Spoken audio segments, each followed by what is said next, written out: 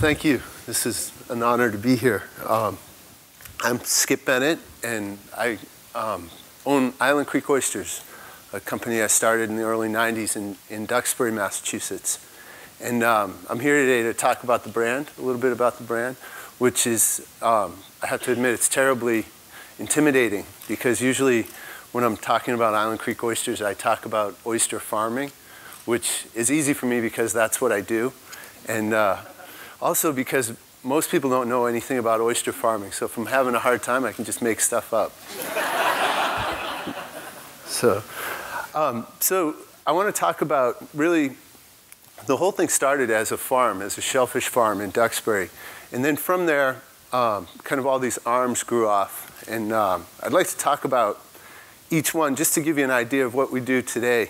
But when we put the slideshow together, I had a couple of the guys at work help me out with this, and we put some words on there. I've been told that that is kind of part of our DNA, our brand DNA. So a little marketing for you.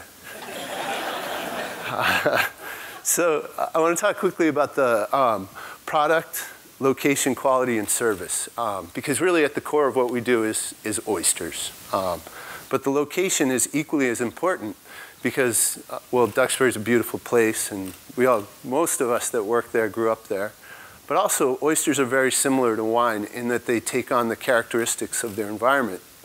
So an oyster grown in Wellfleet would taste very different than an oyster grown in Duxbury. So all Island Creek oysters come from Duxbury, but not all oysters from Duxbury are Island Creek oysters. And that really has to do with the quality. So the group of farmers that grow Island Creek oysters, what defines us is we all are committed to a level of quality and then service to the community, or I'm sorry, to the customers. Then the other two are lifestyle and people. And I think that this really for our brand is even more important. So I didn't grow up thinking that I was going to be an oyster farmer. As a matter of fact, I had never heard of shellfish farming. But I did grow up working on Duxbury Bay. I went to school and graduated with a finance degree, and I can shamelessly admit that I wanted to be one of those evil, greedy bankers in New York, and I wanted to make tons of money. But after school, one more year out on the Bay, I thought, I'd make enough money to save up for a suit, and I'm still working on it. But during that time, I realized that that was where I belonged. That, just the pull of the Bay, working for myself, and the physical work, it was what I was meant to do. So, at that point, I made a lifestyle choice. And that lifestyle was what I thought, because I had no way to see that I had any chance of making any money. So I thought I was committing to poverty. But at the same time, I was committing to what I love to do. And I knew that I could really be happy doing it. And that became the priority in my life. And that still permeates the brand today. And people was the next thing on there, that it lives with all those people, because I think if you asked all the people that are associated with Island Creek, at least on the farm side and the Duxbury side, that they would tell you that lifestyle was the reason why they're there. So we decided in this presentation that we would kind of have a little fun with that part of it. So I hope you enjoy it. So again, at the core of what we do, the oyster farm, the top left, this time of year, we bring oysters into a hatchery. We warm up the water, we feed them lots of plankton. We get them to spawn. Probably in about 3 weeks, we'll have our first spawn. By midsummer, the oysters look like the seedlings that are in my hand. By the end of the summer, the oysters are 1 to 2 inches.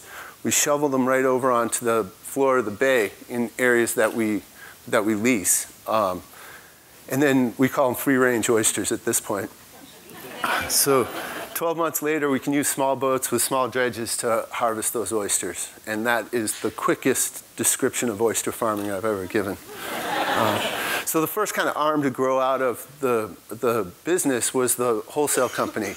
Early on, I needed a way to be able to sell the oysters. And originally, it was just to wholesalers. Now, today, it's evolved to about 400 restaurants across the country, maybe 450 restaurants.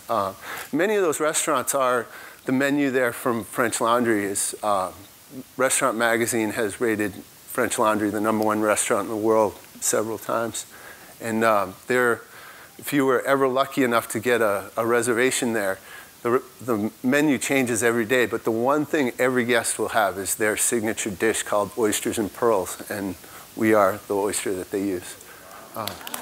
So thank you. At one point, I don't know if it's true now, but at one point a couple of years ago, we were on every Michelin 3-star restaurant menu in the country. So we have some great customers, and I was telling these guys that was really how we marketed originally, was kind of top down, get into the best places. And when we try to sell in California, we say, oh yeah, we sell to a little place up in Napa. It's called the French Laundry. We call it dropping the F-bomb. So we have trucks that go from Boston, from Duxbury, and do all of Boston, Massachusetts. We have a little distribution facility in Brooklyn that does all of New York, and then the rest of it is all FedEx and air shipping across the whole country. And I think right now there's about 26 people that work in the wholesale company.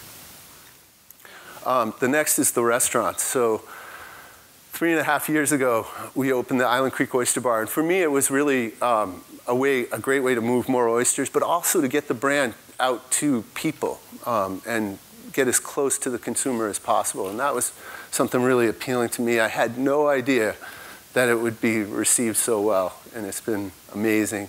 So we went ahead and opened our second restaurant, which is called Row 34, and it's down in Fort Point Channel, not far from here. The catering. So we do raw bars at like weddings and private events. We do farm tours. The picture on the right, we have a house that floats on a float in the middle of the bay. That's where all the oyster operations get done. Every once in a while, during the summer, we clean it up, we put the picnic tables in, and we invite people out for dinners. That picture was from Food and Wine magazine. They did a big spread on it. The bottom left, we do a lot of events like South Beach Food and Wine, South by Southwest. And so this is the e-commerce. This is the fastest growing part of our business right now. We grow over 100% year over year, every year. So we can harvest oysters and we can have them anywhere in the country the next day. It's the part of the business that we're most excited about, and it's the part that we're putting the most marketing effort into, and we sell merchandise as well. When we started the website, I don't remember how long ago it was, but 5 or 6 years ago, we probably had a couple hundred people a month that would come to the website. In December this year, we had 22,000 people come to our website. So pretty amazing. Then this is our newest venture, a little retail shop where people can come in. This is in Duxbury. People come in, we have our oysters, usually a couple other oysters, clams, mussels, shrimp, and then all our merchandise. And again, it's hopefully a way that we can really interact the brand with the public. The last part, we have a foundation. So 5 or 6 years ago, we started an oyster festival in Duxbury. It was a little behind a restaurant. There were 300 people. Well, like most things at Island Creek, it grew completely out of control. The bottom left picture is the last one that we did. There were 4,000 people that consumed tens of thousands of oysters and drank an egregious amount of beer and wine and stayed till late in the night. And but we made $150,000.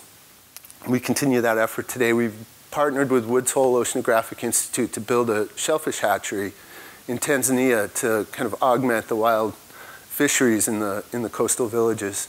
We also, the top left picture is through Partners in Health and the Clinton Foundation, we got hooked up with a tilapia farming program in Haiti, and we support that program. This picture, nondescript restaurant, actually has a lot of meaning to me. This is the back door of the East Coast Grill, and this was my first connection to Boston.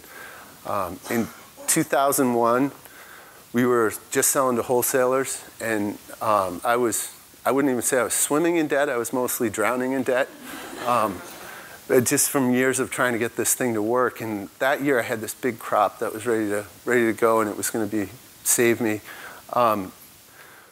September 11th, the world just stopped, and we couldn't give oysters away. And it went on for a couple of months. And out of desperation, I finally got in my old pickup truck and drove up to the city, back then there were probably, 10 or 12 restaurants in the city that had oysters on the menu. But I'd heard about this place, the East Coast Grill. And I went in, and I didn't know if they'd laugh at me or kick me out, but it turns out Chris Schlesinger, the guy who owns the East Coast Grill, is a big farmer and fisherman, and he couldn't believe that, A, there was an oyster farm in Massachusetts, and B, that the farmer was in his restaurant. So he basically said to me, I'm never going to buy oysters from anybody else again. I want you to bring oysters every time I need them. And off we went, and that really gave me the inspiration. It was, kind of before I'd ever heard the term farm to table, but it really gave me the inspiration to start marketing out in the city. And like I said, back then there was probably only 10 restaurants that had oysters on the menu. Today we have 150 accounts just in Boston. So I think the barrier wasn't really, it was the fact that there weren't good, consistent, high quality oysters available, so chefs didn't put them on. But once we started farming, it was a kind of a no-brainer for people. Around the same time, we had asked to do some food events. So in the city, there's all these charity food events, and you never realize how many there are until you say yes to one. But we did it in the beginning because, well, for 3 reasons. It was a great way to get in with the chefs that we were courting for business. The second thing, probably most important, was the promise of free beer, which we couldn't afford back then. And then, for us, it was just a way to get out in front of the public and show off the oysters that we were so proud of. And so, again, a lot of events, and we put this one on. Again, it's all about the people, and just an amazing group of people that are really, really so proud of what we do, but at the same time don't take themselves very seriously. The guy on the right, I want to talk about him real quick because his name's CJ Husk, and CJ epitomizes Island Creek. I met CJ in the late 90s. He was a rowing coach at the Duxbury Bay Maritime School, and I was growing seed under the docks there, baby oysters. And I had these 2 girls that were grading the seed. They were shaking it on a screen. And every day I went down to check on them. CJ was there talking to them. So a couple days went by, and finally one day I went down and I said, hey, listen, if you're going to hang out here, pick up a grader and do some work. So the next day I went down there, he was shaking seed. And this went on about 3 weeks, and I finally said, what's your name? And I said, well, I guess I have to pay you. And he's been with me ever since. He used to drive the truck in Boston, and he would set up his route based on where he was going to get fed. So he would go to Grill 23 for breakfast, hit all these staff meals during the day, and he'd end up at L'Espalier in the afternoon. You can imagine after a few months of this, he put on a few pounds. So we always had these fancy T-shirts with funny sayings on the back, and that year we made the shirt said, please don't feed the driver. And I bet in that year, half the chefs in Boston had that T-shirt. So another one of my favorites, the Lost Boys, the kids that didn't want to grow up. So that's right next door. And then, I hope you can't see that, some of our more vulgar T-shirts. These are, my favorite is the Take Me Home and Shuck Me. As a matter of fact, I'm wearing it. It's direct to consumer. So really, we continue to try to have fun with this. This summer we did a farm share, and this actually lived on the back of our truck. And it was 4 orders. Each order had 3 dozen Island Creeks. After that, it was whatever we were catching on the farm. I think the last, so we're all very competitive about our hobby of lobstering, but the last shipment that went out, every farm share member got 6 lobsters. So. CJ, doing what CJ does. Here he is with Andrew Zimmer. So CJ doesn't drive the truck anymore, but he does all our events. And I think, to be honest, I think his new title is Late Night Brand Ambassador. So, again, CJ, this was the back of the truck at Christmas time. He's not like Santa. And then this was the most recent one. And I have to explain because it's not really all that apparent. CJ Husk, we describe his smell as the husk musk. He's a little averse to soap and water. So we don't really have a cologne line. But one of the guys at work was playing around with the, with CJ's picture and came up with this. But, in fun, it's what's on the back of our truck now. So social media is big for us, and the farm is kind of an endless, amount of content coming from there. I don't know if you can see it. So this is Will Heward, one of the farmers, and kind of a play on GQ. This went out on Facebook and blew up. I love the sweater, $8 X-Ray thrift store. The boots, not sure, they might be Mark's. Mark also works on the farm. And Mark is kind of on the farm. He is endless content for social media. He's a MacGyver. He can fix or make anything. But he's also a character. And you can imagine this time of year, the farm gets a little cagey. So this came up while we were putting this slideshow together. And we said, oh, this is perfect. This is a great way to end it. So I think they can. Can you make that video work? Oh, maybe not.